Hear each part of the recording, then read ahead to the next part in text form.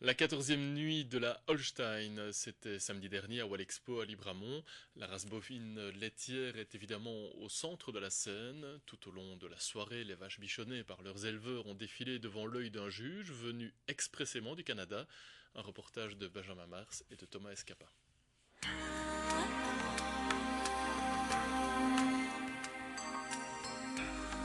Si la foire agricole en été nous habitue au défilé de robustes blancs-bleus belges, au mois de mars, c'est le concours de la race Holstein qui attire toutes les attentions. C'est un rendez-vous convivial entre les éleveurs.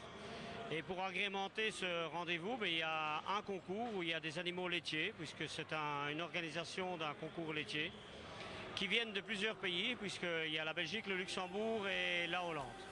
Et pour rencontrer les éleveurs venus des 4 coins du Benelux, petit tour sur les ailes de la Wallexpo aménagé pour l'occasion en étable.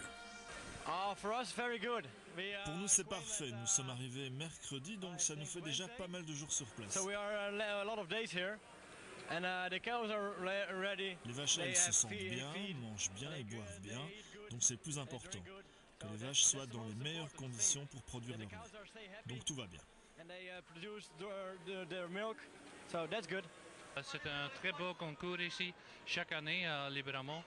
Et ils ont demandé pour venir avec des vaches ici. Et on est vraiment contents et heureux. Et pour nous, c'est un grand spectacle. On quitte les étables pour rejoindre notre seul provincial en lice le long du ring. Par le passé, une de ces vaches a déjà remporté le concours libramontois. On a eu une championne qui a été vendue en Espagne après. Tout le monde était étonné, mais nous elle donnait énormément de lait. Alors, au lieu de lui laisser... Il y a parfois qu'on laisse 14-15 heures de lait dans le pied de la vache.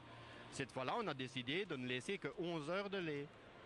Ce n'est pas nécessairement, il y en a qui croient que c'est c'est pas les faire souffrir, c'est les mettre dans le meilleur de leur forme, qu'elles puissent extérioriser ce qu'elles ont de mieux devant le juge.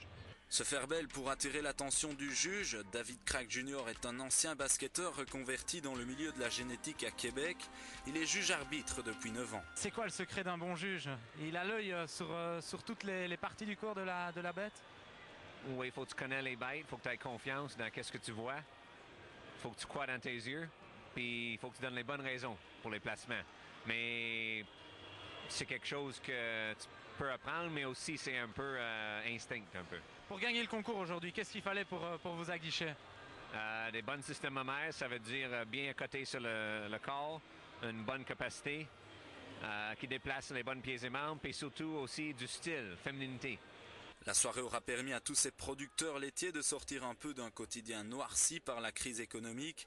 Payer 20 cents du litre de lait actuellement alors qu'il en coûte 30 à la production. Le constat est simple et alarmant. À ce prix, tous ces éleveurs travaillent à perte.